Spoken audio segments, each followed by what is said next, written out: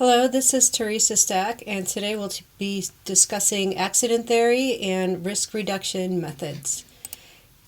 We'll talk about the difference between incident and accidents, the Heinrich accident theory, the Haddock accident theory and problem-solving matrix, and then Jensen's control strategies.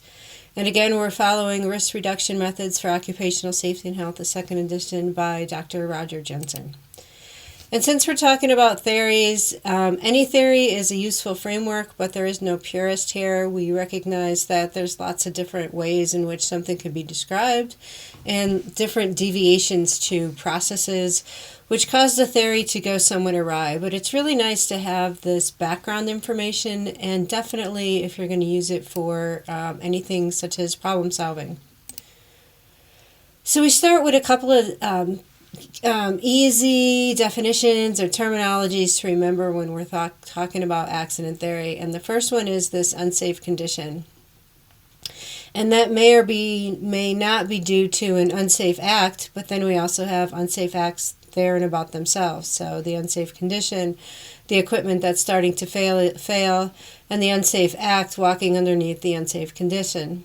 And then we have the incident, and the incident is described as an event in which harm did not come. And so this is an incident and the people were not hurt, and therefore harm didn't come.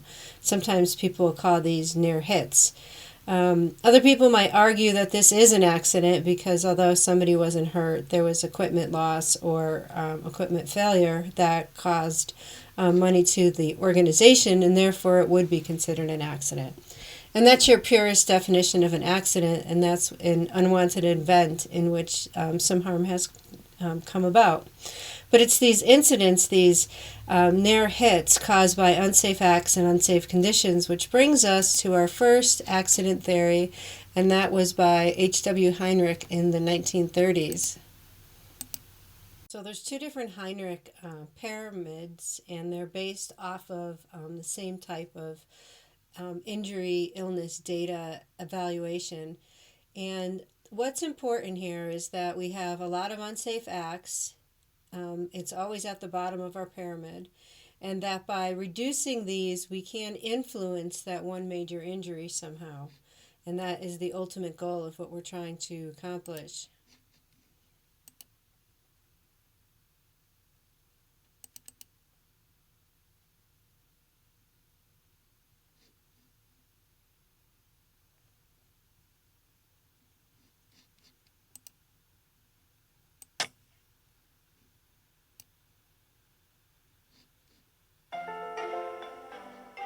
Have you ever heard of William Herbert Heinrich? Chances are you haven't, but he actually had a significant impact on industrial safety long before OSHA was even created. During the 1920s and 30s, Heinrich reviewed 75,000 workplace injury and illness cases, and he started noticing a surprising trend. He observed the same pattern so regularly, he created what is known as Heinrich's Pyramid to illustrate his observation that for every 300 near-miss events, there were 29 minor injuries and 1 major injury or fatality.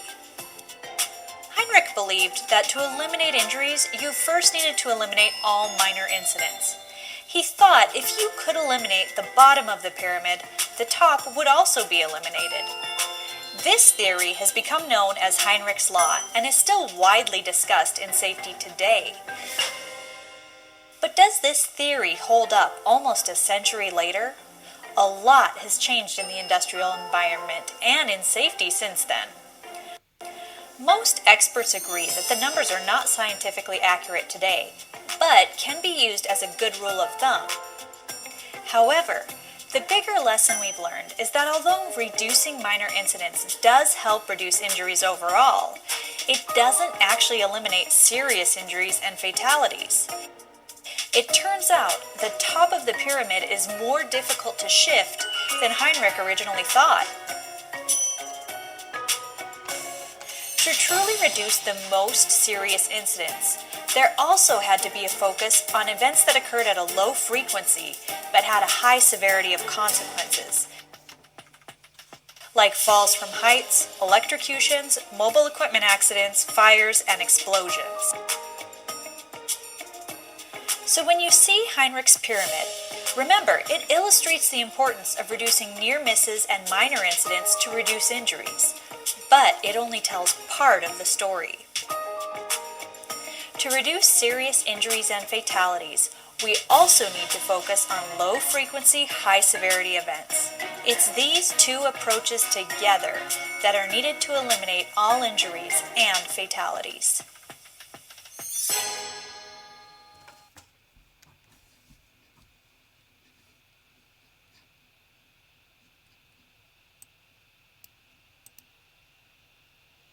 Heinrich also came up with some preventative methods, and usually there is a balance, not just looking at why do accidents happen, incidents happen, but how do we fix them? And he came up with the 3 E's: education, enforcement, engineering.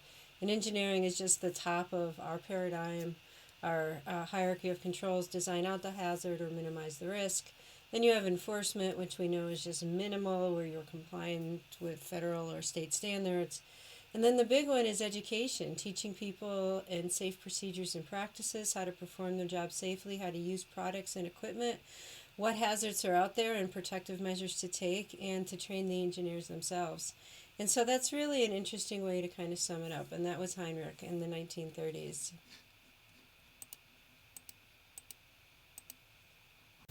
And now we move on to a master, and that was Haddon. He was instrumental in changing the cars we drive today, from seatbelts to energy absorbing steer wheel columns, penetration resistant windshields, dual braking system, padded instrument panels. He did a lot of work also with child safety seats, and his methods, he was an engineer, and he believed that accidents were a result of unplanned, often rapid release of energy. And he came up with a strategy, and it's a strategy that I hope you have some fun using later on in your homework assignment.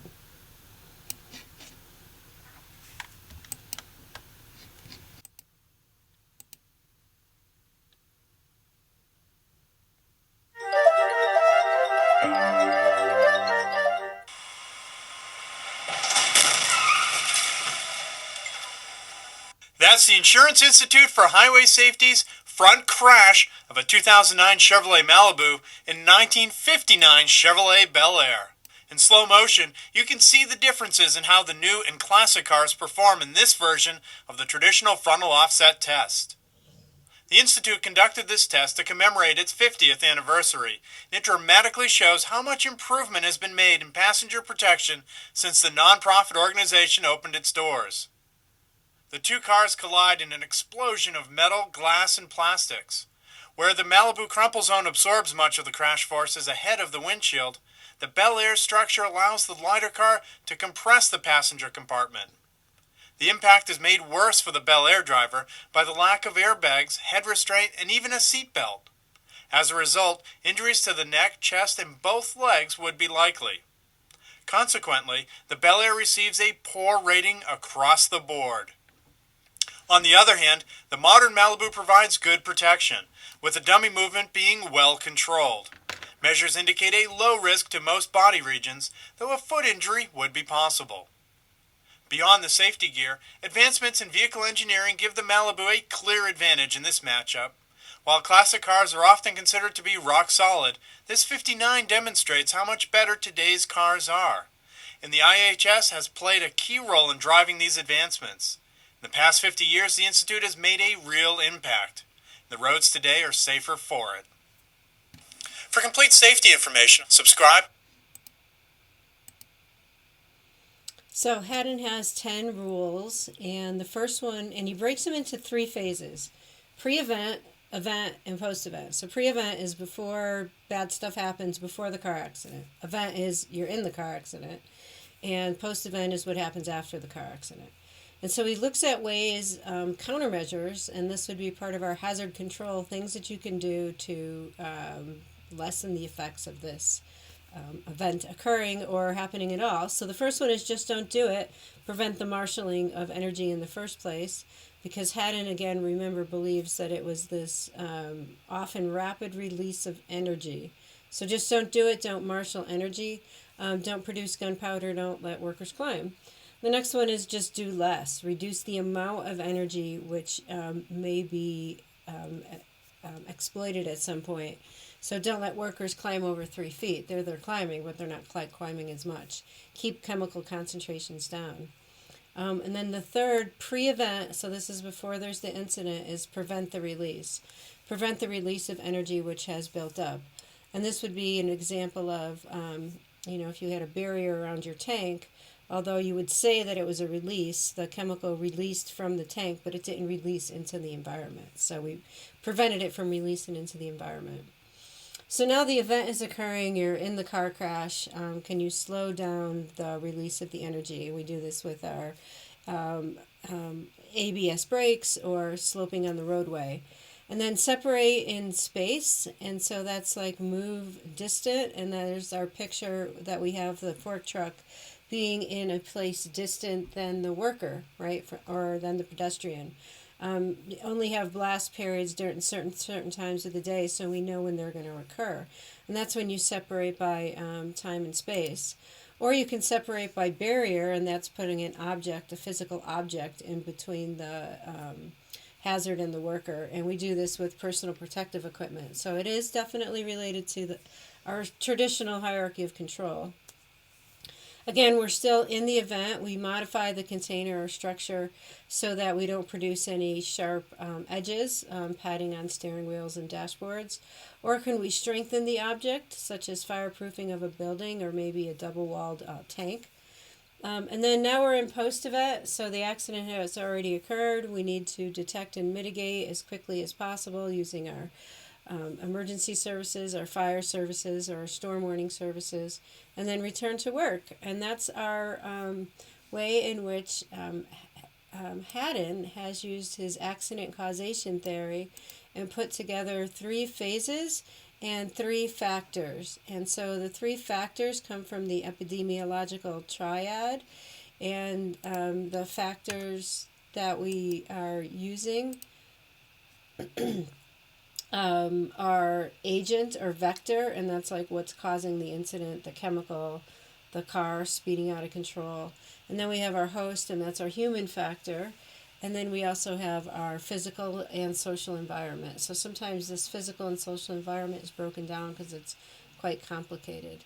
But it's a way to plan for way to plan to reduce energy for injury prevention and interventions. Our first example of Haddon's matrix is applied to motor vehicle crashes. And you can see the 3 phases: before the crash, during the crash, and after the crash. And if we just take a look at the vehicle, we could look at before the crash, was the vehicle maintained?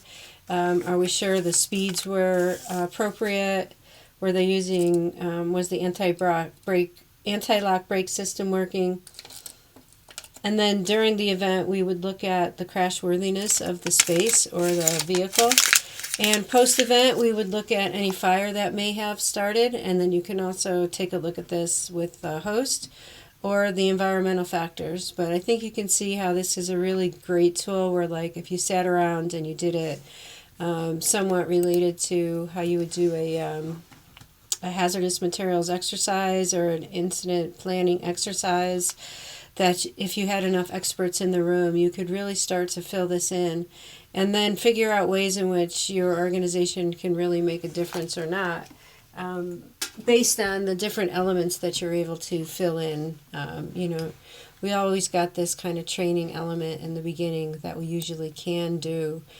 Just this could help us make sure that we're doing the right kind of training based on the incident that we're trying to prevent. So here's another one applied to the problem of workplace violence.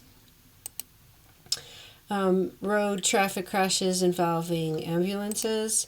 This one's really interesting. I thought it was for back injuries in nursing staffs, and here, of course, the vehicle is just the vector, the thing that's carrying it across, and isn't necessarily a vehicle of any type.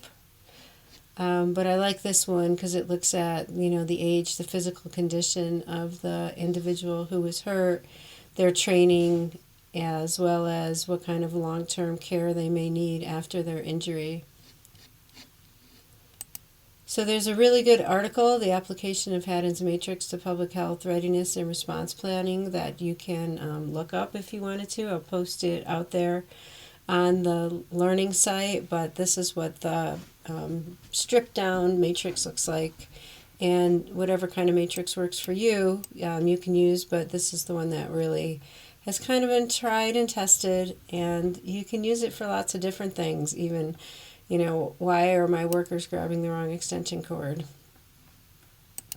So the last little bit of information has to do with Jensen's control strategies, and Jensen is the author of the book that we're using, and he has written a number of articles where he's tried to look at these hierarchies or these control methods and put them together in a form that's usable.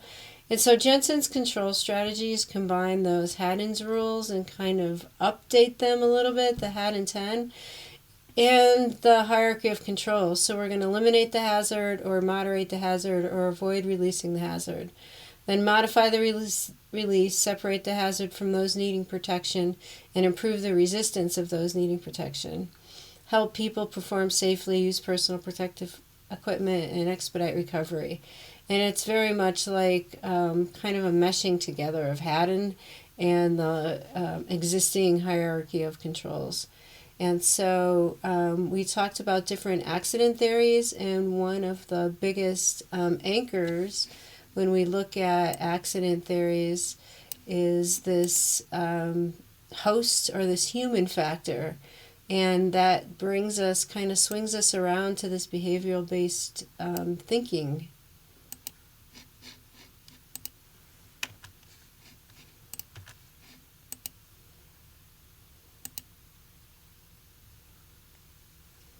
Have you ever tried opening a door with all your strength and all your might to then realize you were actually pulling on a push door? Or how about trying to understand a parking sign? Is it allowed for Tuesdays but not Mondays? But wait, it is okay for Tuesdays if it's between 5 and 6 p.m., but not if it's a holiday? And then thinking you did figure this all out, only to come back to a parking ticket. If this has happened to you, don't worry, we've all been there. But was this your fault, or was it because of a flaw in the design? The correct answer? Design flaw. All of these designs are missing a key ingredient, human factors engineering. But what is human factors engineering? It is a discipline that studies the interactions between humans and the systems that surround them.